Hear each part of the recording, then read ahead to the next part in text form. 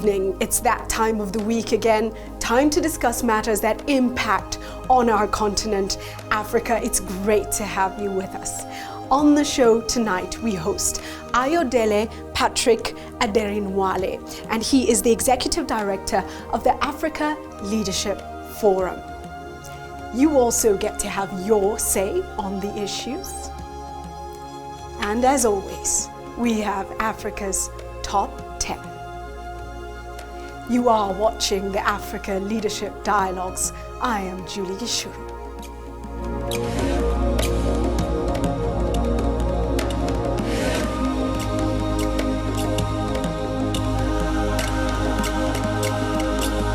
Ayodele Patrick Aderinwale is a leading development professional on the African continent and Executive Director of the Africa Leadership Forum based in Nigeria. He studied political science at the University of Lagos in Nigeria. He is an alumnus of the United Nations University's International Leadership Academy and Kennedy School of Government at the Harvard University, as well as the Center for Advanced Studies in International Negotiation in Geneva, Switzerland. Apart from a rich career in development, Aderinwale is also an astute educationist, entrepreneur and manager. He's currently the chairman of the board of directors at the Business School of Netherlands based in Nigeria and the chairman of Just Right Limited, one of the leading superstores in Nigeria. Now, let's get his insights into Africa.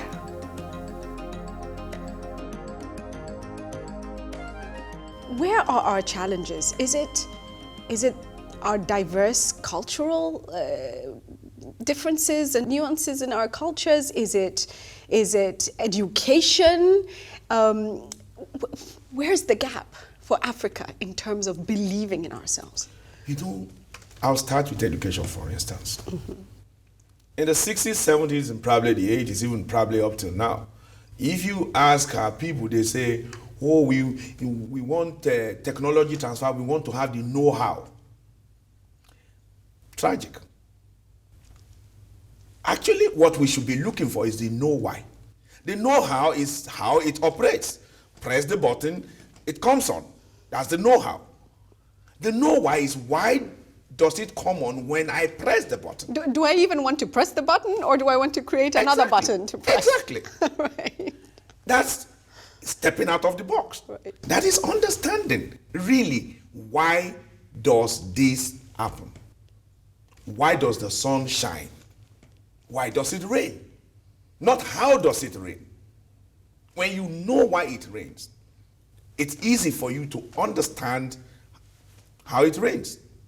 It's what I call a structured interpretative understanding of the reality confronting you. So that you have it. Most of our people just didn't understand that. So we went in search of nonsense. In the 70s, what was popular? Indigenization. We would seize commanding heights of our economy.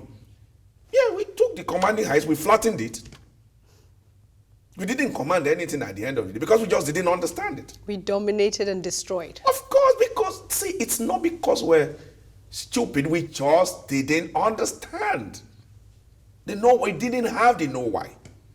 And you know, the second thing, it's not our fault, really, if you look at it. It's the West, really. Really. Why didn't the West stop Singapore? I went to China recently.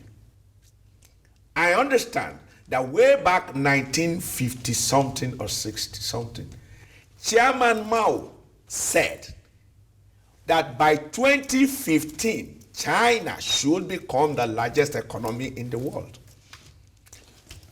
1960. Mao Zedong started a path, and they walked the path. That brings me to the second issue. Consistently, I've seen in Africa, we don't have this strategic and tactical discipline to start a line of action and pursue it to a logical conclusion. Is this because of politics or lack of focus? It is a combination of so many factors. Okay, we need to take certain decisions. When you take those decisions, there will be those who will gain there will be those who will lose. It's just normal. As I was telling you, I was in China. I went to Yiwu. I was in Guangzhou. I was in a couple of other places. The Yiwu market, the Yiwu people used to be very poor.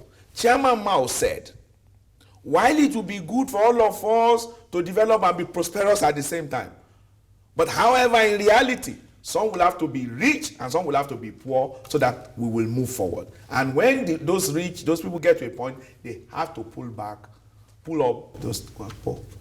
You find sometimes ago, Yiwu, they were very poor people. Then they built this huge, humongous market. I think with over 1,000 and something entrances, and take you about 6 months to walk through the whole market. No, are you serious? I was there. And today, name all of them luxury cars as you find all over you. They're rich. They are rich. They were poor. They're rich. We're going to talk about this because a lot of people watching saying, you know, as we discuss Africa, we're talking about development, inclusive growth, and the ordinary African man, the common man, the man on the ground, the woman on the ground. What does this have to do with me? What does it mean for me? When is my time? So we're going to come to how do we effect that in Africa. But first, you spoke of commanding heights. And just looking at the global scenario over the past 100 years, and the fact that Africa has always been a resource base, but never a factor in decision making. Do you think we can now start to seriously change this and start to dictate what the world does in order to, you know, can we sit at the table equally with the rest of the world? Will we do it? I believe we will do it. There is emerging in Africa today a new set of leaders. They're more savvy. They understand economics. They know how it plays. Imagine this. Today, ADB wants to raise 100 billion American dollars for infrastructural development in Africa. Today, Rwanda goes to the capital market and raises money at much more favorable terms than Spain or Ireland. It's a different Africa. It's a different day. The leadership is different. We understand. You find them now. Some of them really understand the dynamics. They're beginning to understand how it plays. They are coming much more informed, ready. So let me ask this: a new breed of leaders, yes, savvy, yes, ready to face the world, yes, unapologetic about being African, no, proud and standing tall. Yes. The African person now who is trying to do business, who's trying to get ahead, you know, job creation cannot deal with the youth bulge that we have on this continent. Many people say it's a dividend. How then can a person looking for opportunity in Africa start to understand how to grasp that opportunity? Rule number 1, Abraham Lincoln. You cannot do for people permanently what they should do for themselves. Wow. You cannot help the wage payer, the wage earner, by destroying the wage payer. Our people must stop what I call work avoidance. You got to start thinking, if this man, look at that entrepreneur,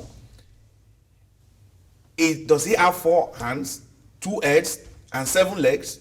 No, he's a regular guy like you. Look at this guy, is it the Mara group or so in Uganda? Ashish Thakkar. Ashish Thakkar. I read the story yesterday in my opening.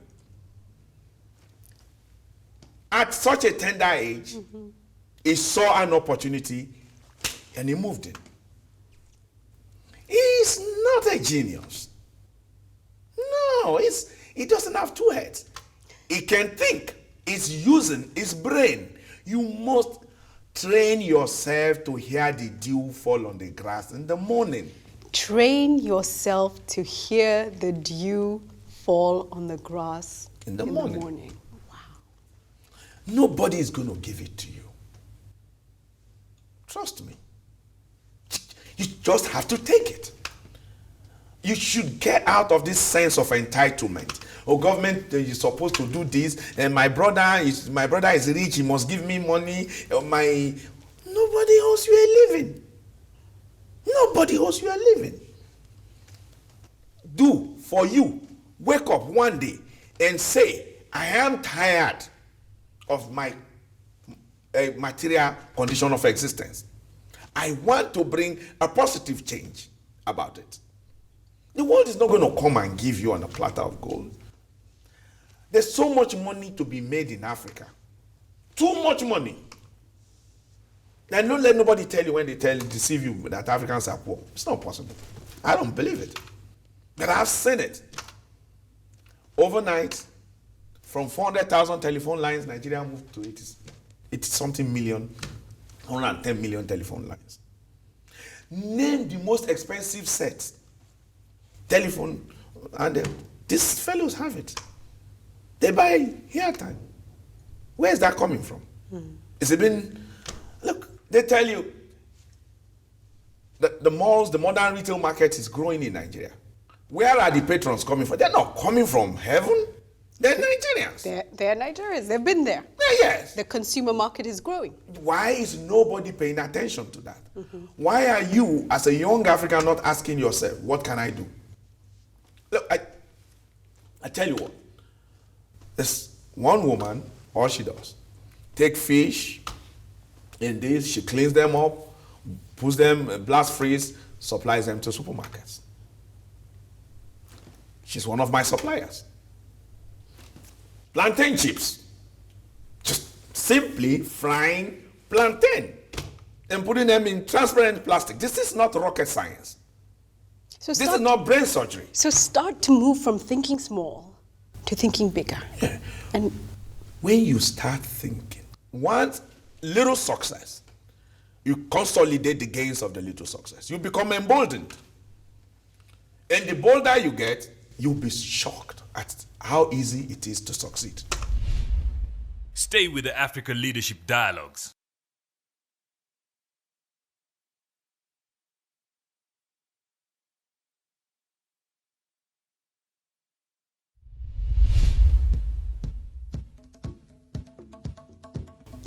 as a businessman, what excites you most about Africa? What opportunities do you see that for you represent immense growth?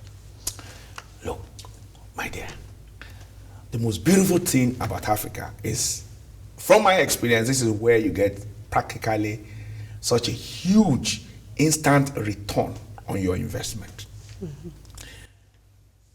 The numbers are there. Majority of our people have been starved of services. They've been starved of access to certain things. The key issue, find what they need. Give to them. The Africans will reward you. They will line up behind you. There are too many areas that if you can just be able to minister to their needs, to, so to speak, meet them at the point of their needs, give them what they want. They're not poor. Sell them aspirational goods. They want it.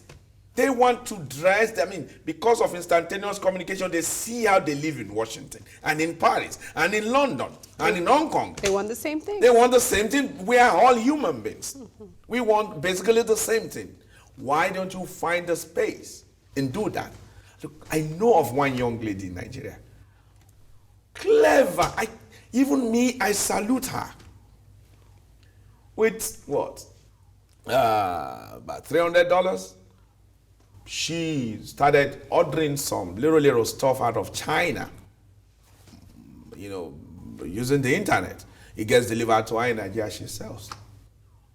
And the other day she was talking to me, she's made so much money. And I'm like, no. I know of another woman. What does she do? She has what? $1,000?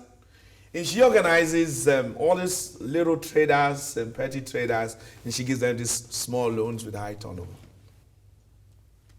It is incredible, the turnover. Then in 1 year, I am saying to myself, this is like printing money. Opportunities, opportunities, opportunities. Yes. Let me ask you this. What are the greatest threats facing the continent right now?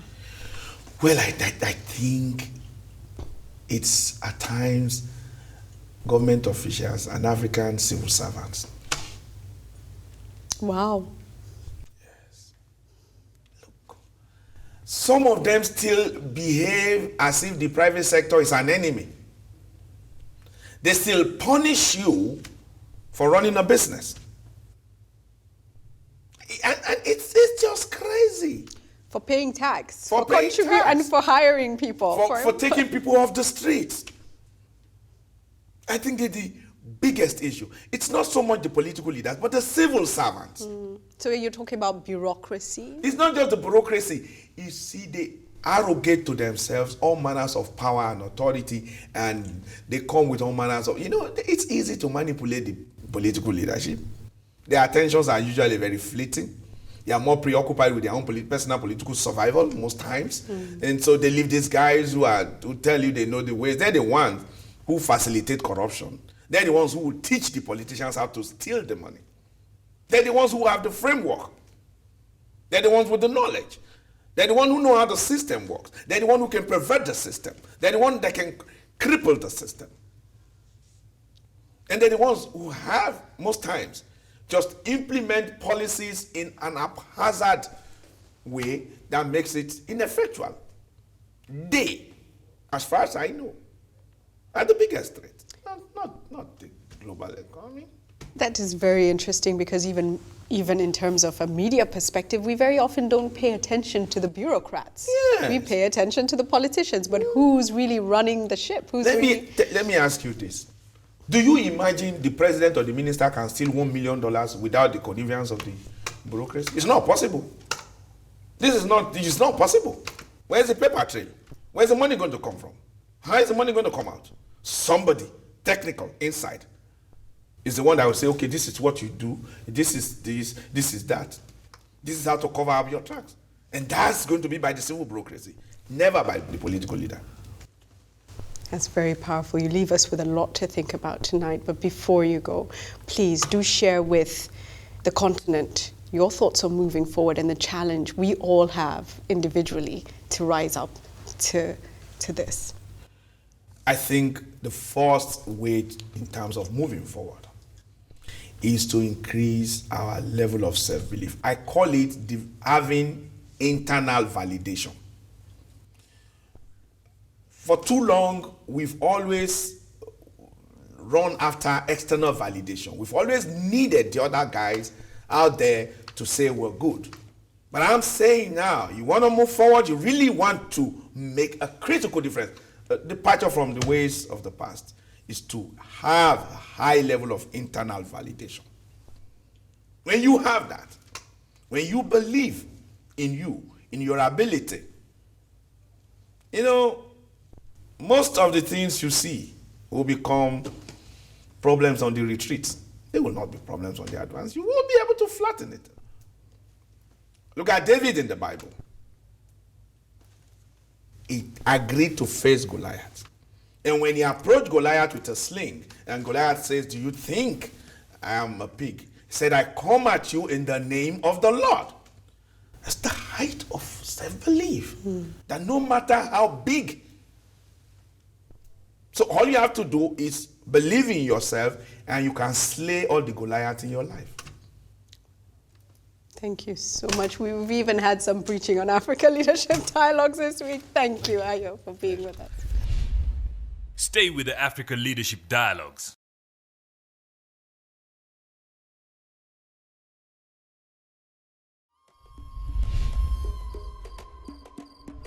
Yes. My name is Ayodele Aderinwale from the Africa Leadership Forum, Nigeria, and you are watching the Africa Leadership Dialogue. Powerful sentiments there from Ayo. Do you feel inspired? Do you feel like standing up and looking for the opportunities? I certainly hope so. And there are so many right across the African continent. What can you leverage to build a great future for yourself? That's a big question. Right now, let's get to your views on the issues. This week we asked you, In your own view, do business leaders have a role in the political direction of African countries? Mawa Charles Wani says, governments don't do business. They provide an enabling environment for business growth. Therein lies the paradox, the blending of the vital business class whose specifics are the engine of exponential economic growth. The dynamics of politics in Africa with accurate certainty will favor a business class that can tour favorably with the majority political elite. A delicate balancing act by all means, therefore, the strategy for the business leaders is to continuously evolve and invest in strategic investment based on each country's preferred market portfolio ranking. To take part in our weekly hangouts, go to our G+ page, Africa Leadership Dialogues. On Facebook, Africa Leadership Dialogues. On Twitter, @AfricaLD. Thank you for sharing your views. We appreciate them, and it's great to have the conversation ongoing even after the show. So keep your thoughts coming in. Time now for Africa's Top 10. On Africa's Top 10 this week, we focus on African companies going global. This is according to venturesafrica.com. Starting us off at number 10 is Sub Miller.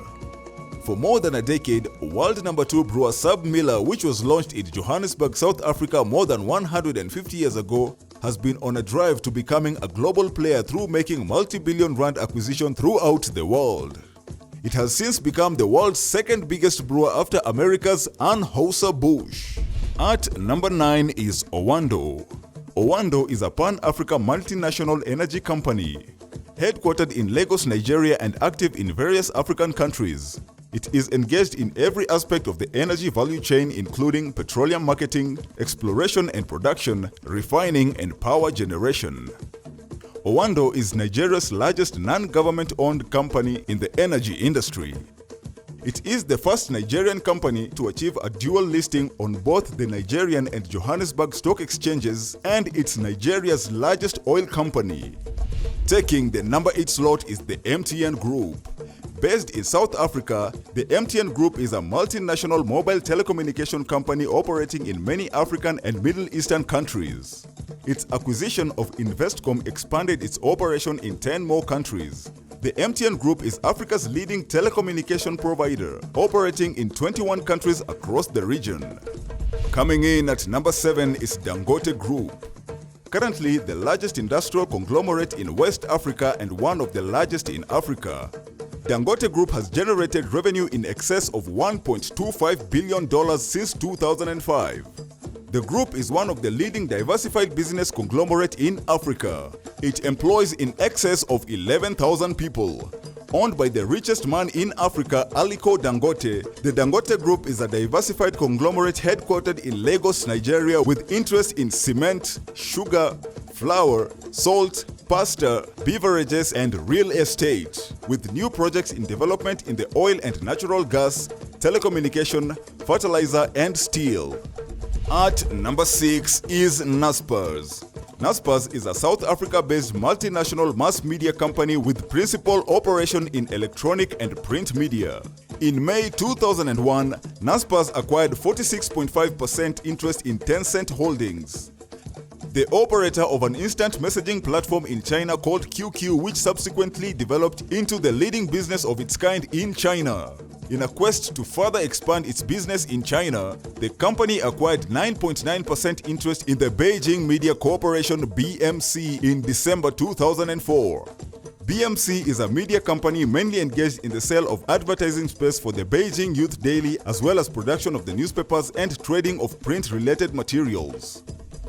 Positioned at number 5 is BHP Billiton, an Anglo-South African-Australian multinational mining and petroleum company. It's the world's largest mining company in terms of revenue.